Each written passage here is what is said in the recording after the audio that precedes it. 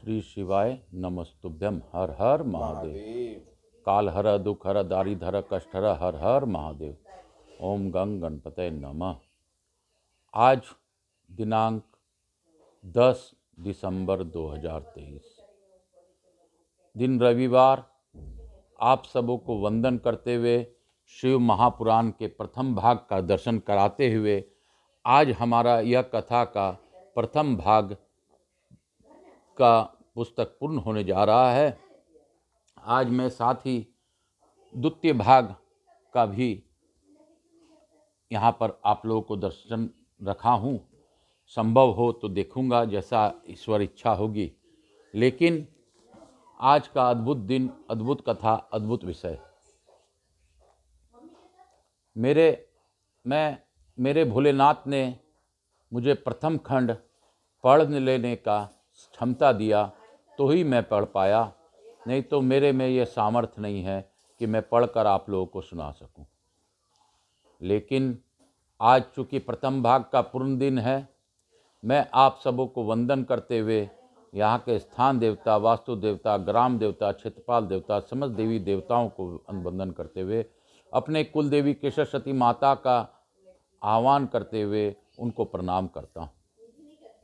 प्रथम पूज्य गणपति गणेश को आह्वान करते हुए, प्रथम पूज्य करते हुए उनसे प्रार्थना करता हूँ कि आप यहाँ पधार कर 200 दिशाओं को विमुक्त करें और सभी आवाहित देवी देवताओं को आने का मार्ग दें और हमारी भाषा को नाद भाषा में परिवर्तन कर उनको हमारी भाषा समझाकर उनसे हमें आशीर्वाद प्रदान करवाएं। ये शिव महापुराण एकमात्र ऐसा पुराण है जिसमें शिव जी ने अपने बातों को समझाया है। यह नारद जी ने, सनत कुमार ने, वेद व्यास जी ने इत्यादि ने हम लोगों को बताने के लिए यह महामाया रचना बताई है। चूँकि शिव महापुराण एकमात्र ऐसा पुराण है जो कि शिव के मुख से निकला हुआ और हमारे व्यास जी द्वारा संजोया हुआ पुराण है। शिव महापुराण के दर्शन मात्र से ही लोगों के कष्ट कम हो जाते हैं, यह भी सत्य है।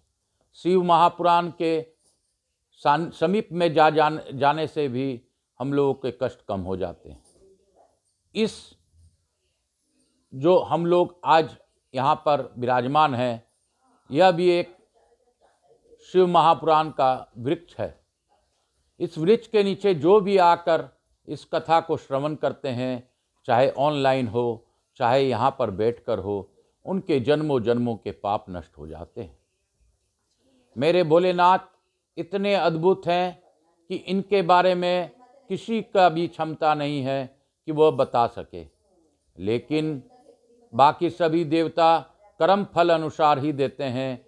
मेरे भोलेनाथ सबको कष्टों को देखते हुए उनके कष्टों को तारते हैं। यह विश्व के रचयिता हैं। विश्व इनके डमरू से सारा मंत्र, तंत्र इत्यादि, नाद इत्यादि शब्द इनके डमरू से ही उत्पन्न हुआ है। इन्होंने ओमकार इत्यादि की भी रचना अपने डमरू नाद से ही की है। सप्त स्वरों को भी इन्होंने डमरू नाद से ही प्रकट किया है। इनके ही प्रकटीकरण से हमें सारा अक्षरमाला मिली है। आज उन अक्षरमाला देने वाले डमरूधारी विश्वनाथ को मैं प्रणाम करता हूँ। हे बाबा, मैं आपसे अनुरोध करता हूँ कि आप प्रसन्न होइए। गौर बिंदोरा बनकर जिस प्रकार इस कथा को आप श्रवण कर रहे हैं, हे मैया पार्वती, आप गौरा बनकर इस कथा का श्रवण कर रहे हैं, उस प्रकार हमारे पितरों को और सभी के सुनने वाले के पुत्रों को मुक्ति के लिए आप गौर बिंदोरा का पद भार संभालते हुए हमें आशीर्वाद प्रदान कीजिए। हे तम्बरुका जी महाराज के रूप में आपने हमें चुना है। हे महादेव, आप मुझसे जैसी कथा चाहें वैसी कथा करवा लें। मेरी एक प्रार्थना है महादेव, मेरे सभी सब्सक्राइबर के जीवन में भी कोई कष्ट हो तो उसे दूर करें, ऐसी मेरी विनती है। हे भोला, सब दुख काटो हमारा, मैं यहाँ के स्थान देवता, वास्तु देवता, ग्राम देवता, क्षेत्रपाल देवता, कुलदेवी की सरस्वती माता को आह्वाहित करते हुए उनको प्रार्थना करता हूँ कि आप लोग यहाँ विराजमान रहकर इस कथा का श्रवण करें। समस्त देवी देवता यहाँ पधार कर हमें आशीर्वाद प्रदान करें। हे भोलेनाथ, हे शंकर शंभु, आप भी प्रसन्न हो जाइए। महादेव, आप ही प्रसन्न होंगे तभी हम लोग को कल्याणकारी आपका आशीर्वाद प्राप्त होगा। मैं अपने गुरु आचार्य संगीत कृष्ण जी महाराज को प्रार्थना करते हुए, सांवरिया बाबा को नमन करते हुए आज की कथा प्रारंभ करूंगा। मैं आकाश कुमार राजगढ़िया, बंसल गोत्रोत्पन्नोहम, उमाशंकर नारायणी देवी राजगढ़िया का पुत्र, अपने पितरों का वंदन करते हुए, स्मृति करते हुए आज की कथा प्रारंभ करता हूं। मैं सभी को वंदन करते हुए, आप लोगों को भी नमन करते हुए आज की कथा प्रारंभ करता हूं। हे भोला, सब दुख काटो हमारा, हे शंभो, सब दुख काटो हमारा, शिव शंकर जपू तेरी माला, हे बाबा भोला जपू तेरी माला, हे विश्वनाथ सब दुख काटो हमारा, हे जगन्नाथ सब दुख काटो हमारा, हे द्वारकाधीश सब दुख काटो हमारा, हे महाप्रभु सब दुख काटो हमारा। हर रूप में महादेव, हर हर महादेव। हर हर गंगे, हर हर गंगे। गंगा के नाम से ही मोक्ष मिल जाता है, गंगा के नाम के से ही स्नान का भाव आ जाता है। ऐसी गंगा को वंदन करते हुए मैं अपने आप को उनके मस्तक में रखते हुए गंगा हम स्नानम करिष्येत, ऐसा भावना के साथ गंगा का स्नान करते हुए शिव महापुराण की कथा प्रारंभ करता हूँ। शिव काशी, काशी काशी, शिव काशी। आज हम लोग अद्भुत दिन, अद्भुत दिवस, आज हम लोग की प्रथम भाग की समाप्ति का ओर बढ़ रहे हैं। कल हम लोगों ने 57वें खंड भाग तक, 57 अध्याय तक पढ़ा था, जो कि युद्ध खंड का अद्भुत अध्याय था। अब हम लोग 58 और 59 अध्याय पढ़कर आज का समापन इस भाग का करेंगे। हर हर महादेव।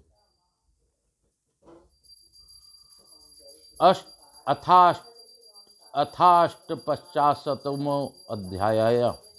सनत कुमार बोले, हे व्यास जी सुनिए, मैं शिव जी के चरित्र को कहता हूँ।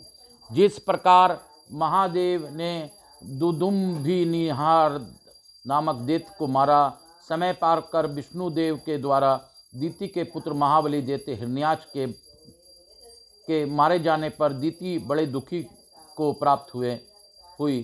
तब प्रहलाद के मामा दुदुम्भिनिहार नामक देवदू खदाई दुष्ट दैत्य ने उस दुखित दिति को आश्वासन योग्य वाक्यों से धीरज बंधाया।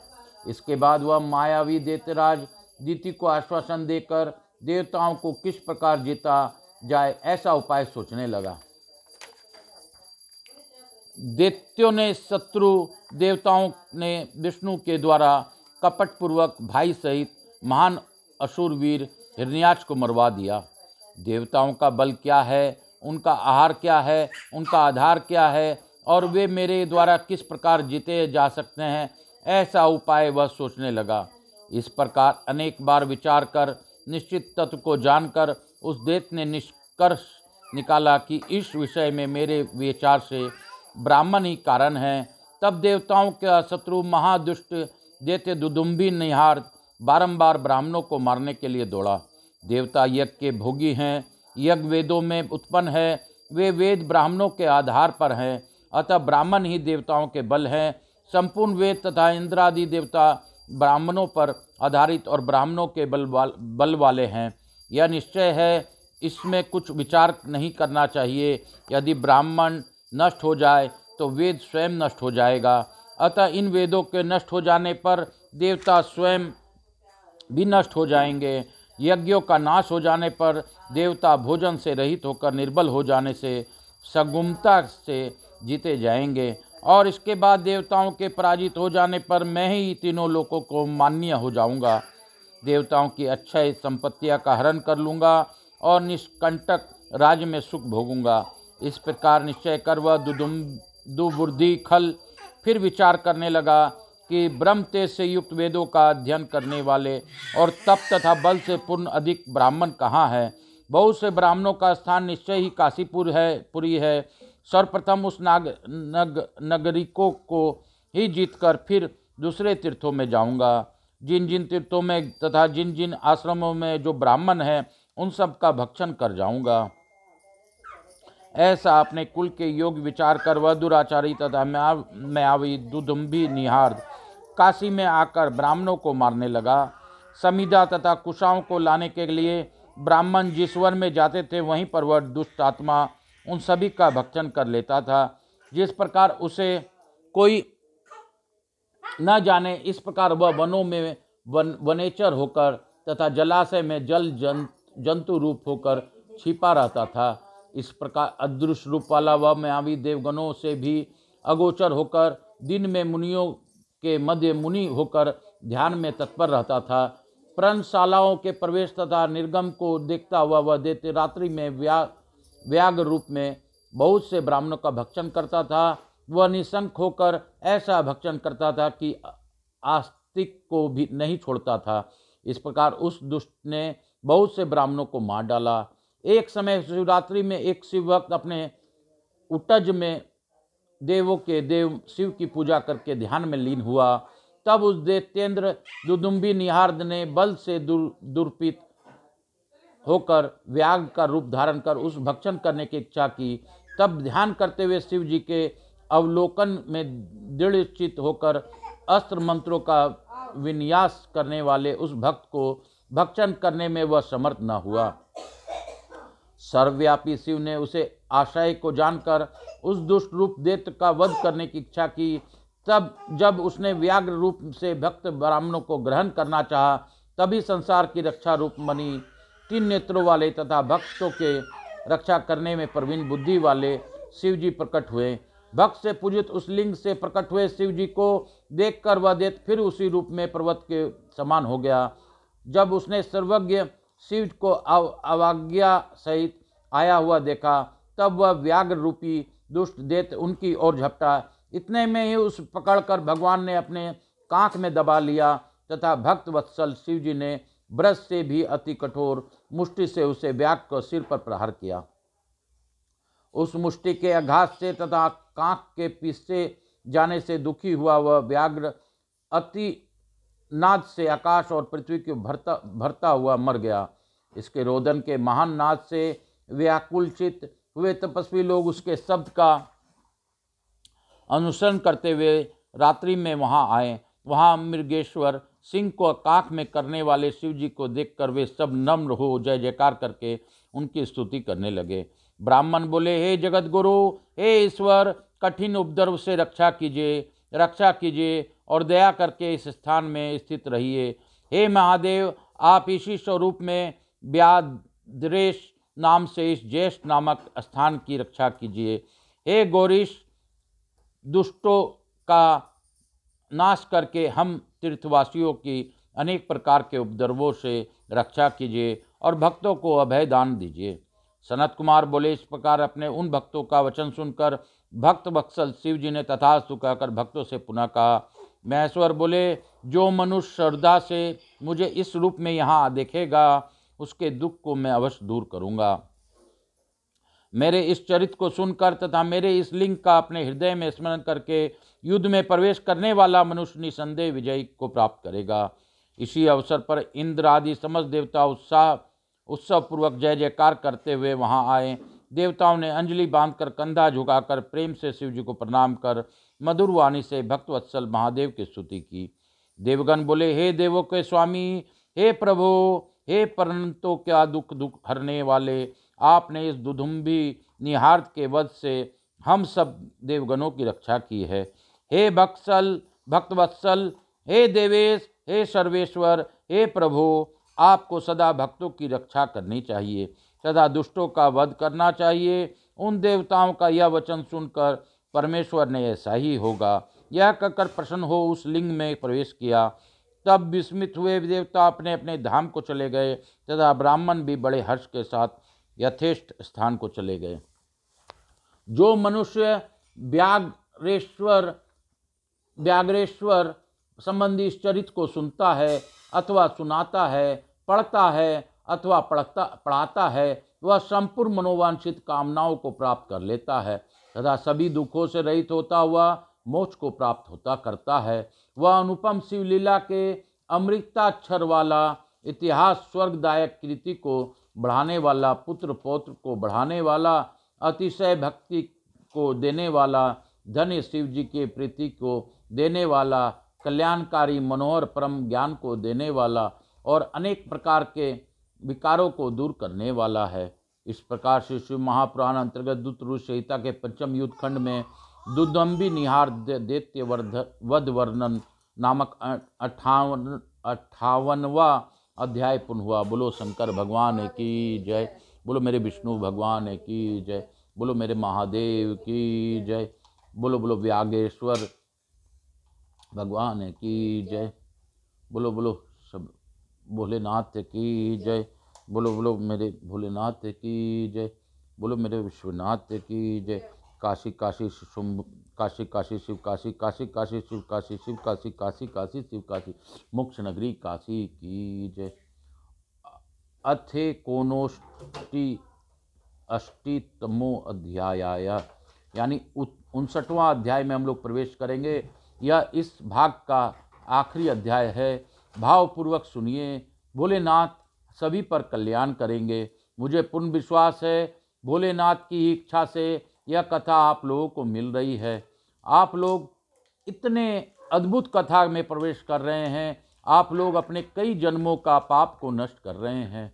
आप लोगों से मैं एक और विनती करता हूँ कि अगर संभव हो, आप लोगों को अच्छा लगे तो आप अब मेरे इस YouTube चैनल आकाश राजगरिया YouTube को ज़्यादा से ज़्यादा सब्सक्राइब कीजिए, ज़्यादा से ज़्यादा लोगों को जोड़िए ताकि मेरे को प्रोत्साहन मिल सके। क्योंकि मैं अभी आप लोगों को शिव महापुराण की पूरी कथा हिंदी अनुवाद मूल रूप में पढ़कर बताऊंगा। उसके उपरांत मैं लिंग पुराण, स्कंद पुराण, गरुड़ पुराण इत्यादि पुराणों को भी पढ़ता रहूँगा। अगर आप लोग मुझे ज़्यादा से ज़्यादा सब्सक्राइब करेंगे तो मुझे पता चलता रहेगा कि आप लोग कितने लोग मुझे इस कथा के द्वारा पसंद कर रहे हैं। मैं महादेव के समक्ष हूँ और महादेव ही मेरे दाता हैं। मैं इनके शरण में जाकर आप लोगों के लिए भी प्रार्थना करता रहता हूँ। मैं बाबा भोलेनाथ से सभी का कल्याण की विनती करता हूँ और सभी के कल्याण में ही मेरा भी कल्याण है। हे बाबा, सभी पर कल्याण करें। मेरे सब्सक्राइबरों को ज़्यादा से ज़्यादा कष्ट को नष्ट करें, ऐसी मेरी प्रार्थना है। हर हर महादेव। शिव काशी काशी काशी शिव काशी। सनत कुमार बोले, हे व्यास जी, अब आप प्रेम पूर्वक शिव जी के उस चरित्र को सुनिए जिस प्रकार उन्होंने संकेत द्वारा दैत्य को बताकर अपने प्रिया से उस दैत्य का वध कराया था। पूर्व समय बिंदला तथा उत्पल नामक दो महाबली दैत्य, वे दोनों ही ब्रह्मा जी के वर से मनुष्यों से वध न होने का वर पाकर बड़ी पराक्रमी तथा अभिमानी हो गए थे। वे ब्राह्मण उन दैत्यों ने अपनी भुजाओं के बल से तीनों लोकों को तृणव्रत कर दिया तथा संग्राम में संपूर्ण देवताओं को जीत लिया। उन दैत्यों से पराजित हुए सब देवता ब्रह्मा जी के शरण में आ गए और आदर से उन्हें विधि पूर्वक प्रणाम कर उन्होंने दैत्यों के उपद्रव को कहा। तब ब्रह्मा जी ने उनसे यह कहा कि ये दोनों दैत्य निश्चय ही पार्वती द्वारा मारे जाएंगे। आप सब पार्वती सहित शिव जी का भली भांति स्मरण करके धैर्य धारण कीजिए। देवी सहित भक्त वत्सल तथा कल्याण करने वाली वे परमेश्वर बहुत सिद्धि आप लोगों का कल्याण करेंगी। सनत कुमार बोले, तब देवताओं से ऐसा कहकर वे ब्रह्मा जी शिव का स्मरण करके मौन हो गए और वे देवता भी प्रसन्न होकर अपने अपने लोक को चले गए। तत्पश्चात शिव जी के प्रेरणा से देवर्षि नारद जी ने उनके घर जाकर पार्वती की सुंदरता का वर्णन किया। तब नारद जी का वचन सुनकर माया से मोहित विषयों से पीड़ित तथा पार्वती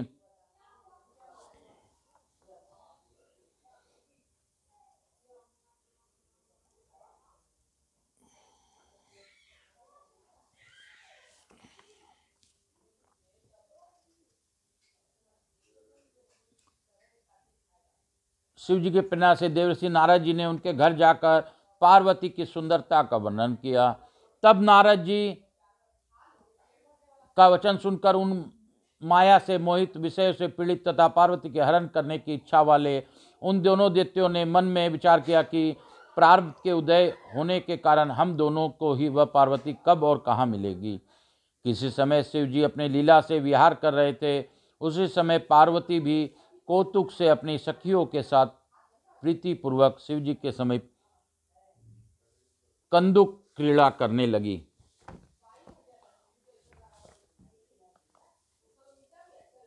ऊपर की गेंद फेंकती हुई, अपने अंगों को लघुता का विस्तार करती हुई, श्वास की सुगंध से प्रसन्न हुए, भौरों से घिरने के कारण चंचल नेत्र वाली, केशपाश से माला टूट जाने के कारण अपने रूप को प्रकट करने वाली, पसीना आने से उसके कनों से कपोलों को पत्र रचना से शोभित प्रकाशमान चोलांशु कुर्ती के मार्ग से निकलती हुई, अंग की कांति से व्याप्त शोभायमान गेंद को ताड़न करने से लीला हुए कर कमलों वाली और गेंद के पीछे दुष्टि दृष्टि देने से कंपायमान भोरूपी लता के आंचल वाली जगत की माता पार्वती खेलती हुई दिखाई दी।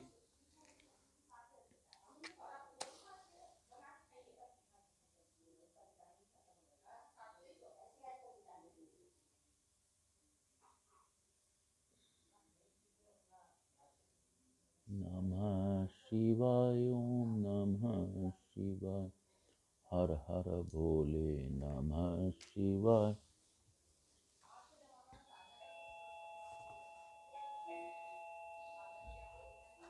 आकाश में विचरते हुए उन दोनों दैत्यों ने कटाक्षों से देखा, मानो उपस्थित मृत्यु ने ही दोनों को गोद में ले लिया हो।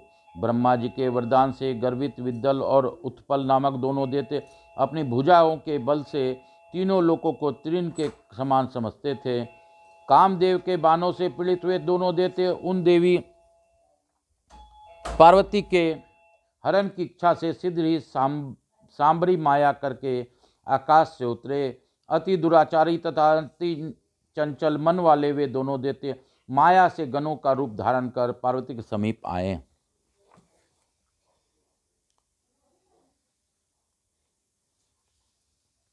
तभी दुष्टों का नाश करने वाली ले शिव जी ने क्षण मात्र में चंचल नेत्रों से उन दोनों को जान लिया। सर्वस्वरूपी महादेव ने संकट को दूर करने वाली पार्वती की ओर देखा। उन्होंने समझ लिया कि ये दोनों दैत्य हैं, गण नहीं हैं।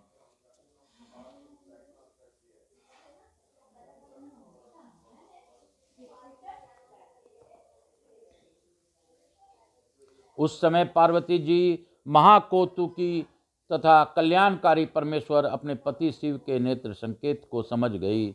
उस नेत्र संकेत को जानकर शिव जी के अर्धांगिनी पार्वती ने सहसा उस गेंद को से उन दोनों को एक साथ प्रहार कर दिया। तब महादेवी पार्वती के गेंद में प्रताड़ित हुए महाबलवान वे दोनों दुष्ट घूम घूम कर उसी प्रकार गिर पड़े जिस तरह वायु के वेग से ताड़ के वृक्ष के गुच्छे से पके हुए फल तथा व्रज के प्रहार से सुमेरु पर्वत के शिखर गिर जाते हैं। कुत्सित कर्म में पर्वत हुए उन दोनों दैत्यों को मारकर वह गेंद लिंग स्वरूप को प्राप्त हुआ। उसी समय से वह लिंग कुंदकेश्वर नाम से कंदुकेश्वर नाम से प्रसिद्ध हो गया। सभी दोषों का निवारण करने वाला वह लिंग ज्येष्ठेश्वर के समीप है। इस समय शिवा को प्रकट हुआ जानकर विष्णु, ब्रह्मा आदि सब देवता तथा ऋषिगण वहां आए। इसके बाद संपूर्ण देवता तथा काशी निवासी शिव जी से वरों को पाकर उनकी आज्ञा से अपने स्थान को चले गए। पार्वती सहित महादेव को देखकर उन्होंने अंजलि बांधकर प्रणाम कर भक्ति और आदरपूर्वक मनोहर वाणी से उनकी स्तुति की। हे व्यास जी, उत्तम विहार को जानने वाले भक्त वत्सल शिव जी पार्वती के साथ क्रीड़ा करके प्रसन्न होकर गणों सहित अपनी लीला लोक को चले गए। काशीपुरी में कुंदकेश्वर नामक लिंग दुष्टों को नष्ट करने वाला, भोग और मोक्ष को देने वाला तथा निरंतर सत्य पुरुषों को कामनाओं को पूर्ण करने वाला है। जो मनुष्य इस अद्भुत चरित्र को प्रसन्न होकर सुनता या सुनाता है, पढ़ता या पढ़ाता है, उसको दुख और भय नहीं होता है। वह इस लोक में सब प्रकार के उत्तम सुखों को भोग कर परलोक में देवगणों के लिए भी दुर्लभ दिव्य गति को प्राप्त करता है। हे तात, भक्तों पर कृपालुता का सूचक, सज्जनों का कल्याण करने वाला तथा परम अद्भुत शिव पार्वती का यह चरित्र मैंने आपसे कहा। ब्रह्मा जी बोले, हे नारद, इस प्रकार शिव जी के चरित्र का वर्णन कर उन व्यास जी से अनुज्ञा लेकर और उनसे वंदित होकर मेरे श्रेष्ठ पुत्र सनत कुमार आकाश मार्ग से शीघ्र ही काशी को चले गए। हे मुनि श्रेष्ठ, रुद्र संहिता के अंतर्गत सब कामनाओं और सिद्धियों को पूर्ण करने वाला इस युद्ध खंड का वर्णन मैंने आपसे किया। शिव को अत्यंत संतुष्ट करने वाली तथा भुक्ति मुक्ति को देने वाली इस संपूर्ण रुद्र संहिता का वर्णन मैंने आपसे किया। जो मनुष्य शत्रु बाधा का निवारण करने वाली इस रुद्र संहिता को नित्य पढ़ता है, वह संपूर्ण मनोरथों को प्राप्त करता है और इसके बाद मुक्ति की प्राप्त कर लेता है। सूत जी बोले, इस प्रकार ब्रह्मा के पुत्र नारद जी अपने पिता से शिव जी के परम यश तथा शिव के सतनामों को सुनकर कृतार्थ एवं शिवानुगामी हो गए। मैंने यह ब्रह्मा और नारद जी का संपूर्ण संवाद आपसे कहा। शिव जी संपूर्ण देवताओं में प्रधान हैं। अब आप और क्या सुनना चाहते हैं? बोलो शंकर भगवान की जय, बोलो काशी विश्वनाथ की जय। शिव काशी काशी काशी शिव काशी। इति श्री शिव महापुराणे द्वितीयायाम रुद्र संहितायाम पंचमे युद्ध खंडे विदलोत्पल दैत्यवर्ध वर्णनम नामेकेनो षष्ठोमो अध्याय। इस प्रकार से शिव महापुराण अंतर्गत द्वितीय रुद्र संहिता के पंचम युद्ध खंड में विदल और उत्पल दैत्य वध वर्णन नामक 59वां अध्याय पूर्ण हुआ। बोलो शंकर भगवान की जय, बोलो मेरे महादेव की जय। इति श्री शिव महापुराणे द्वितीय रुद्र संहिताया पंचम युद्ध खंडे समाप्तयम् द्वितीया रुद्र संहिताया। इस शिव महापुराण प्रथम खंड पूर्वार्ध संपूर्णम। इसके साथ ही आज हम लोगों ने शिव महापुराण के 59वें खंड को सुना और इसके साथ ही यह पुस्तक का प्रथम भाग का युद्ध खंड के साथ ही यह पुस्तक हमारी पूर्ण हुई। यह भोलेनाथ की ही दया है। आज के इस अद्भुत दया के पात्र हम लोग सब रहे हैं। मैं आज भगवान का लघु आरती करते हुए दूसरे खंड का दर्शन कराऊंगा। दूसरा खंड को हम लोग आज प्रारंभ भी करेंगे पहले, लेकिन प्रथम खंड की आरती होना आवश्यक है। तो इसके साथ ही मैंने भगवान भोलेनाथ को ध्यान करते हुए आज लघु आरती का विचार किया है। आप लोगों के साक्षी मानते हुए, मेरे गणपति गणेश को साक्षी मानते हुए, सभी देवताओं को साक्षी मानते हुए, मेरे मातृ पितृ देवों को साक्षी मानते हुए, मेरे पूर्वजों को साक्षी मानते हुए, मेरे कुलदेवी को साक्षी मानते हुए, मेरे गुरु सांवरिया बाबा को साक्षी मानते हुए प्रथम खंड का लघु आरती मैं आज इस दीप के द्वारा कर रहा हूँ। कपूर गौरम करुणावतारम संसार सारम भुजगेंद्रहारम सदा वसंतम हृदयारविंदे भवम भवानी सहितम नमामि। श्री राम जय राम जय जय राम, श्री राम जय राम जय जय राम। हे श्री राम जय जय राम, श्री राम जय राम। इसके साथ ही मैं आज आप लोगों को द्वितीय खंड का भी दर्शन कराते हुए इनकी भी आरती उतारते हुए आज हम लोग प्रवेश करेंगे। द्वितीय खंड में महादेव का अद्भुत दर्शन आप लोगों को मैं करा रहा हूँ। ये द्वितीय खंड यानी कि प्रथम भाग से दूसरे भाग पर हम लोग जा रहे हैं। यह महादेव की अद्भुत लीला। आज का दिन 10 दिसंबर 2023। मैं हे महादेव, हे शिव महापुराण के देवता, आपके ही कारण मैंने प्रथम भाग पढ़ा है, लोगों को सुनवाया है और प्रयासपूर्वक मैंने अच्छे से सभी का ध्यान रखते हुए कथा सुनाई है। फिर भी महादेव मुझसे कोई भूल हुई हो तो आप बच्चा समझकर माफ़ कीजिएगा महादेव, क्योंकि मैं तो एक इंसानी रूप में आप ही का बनाया हुआ कठपुतली हूँ। कठपुतला होने के कारण आप जैसा नचाते हैं मैं नाचता हूँ। हे महादेव, आपके आज प्रथम खंड को उपरांत मैं द्वितीय खंड का भी लघु आरती उतारते हुए आज आपसे इस खंड को आगे की ओर पढ़ना चाहता हूँ। आपसे आज्ञा लेकर आगे की कथा हम लोग कुछ थोड़ा सा आज हम प्रारंभ करेंगे।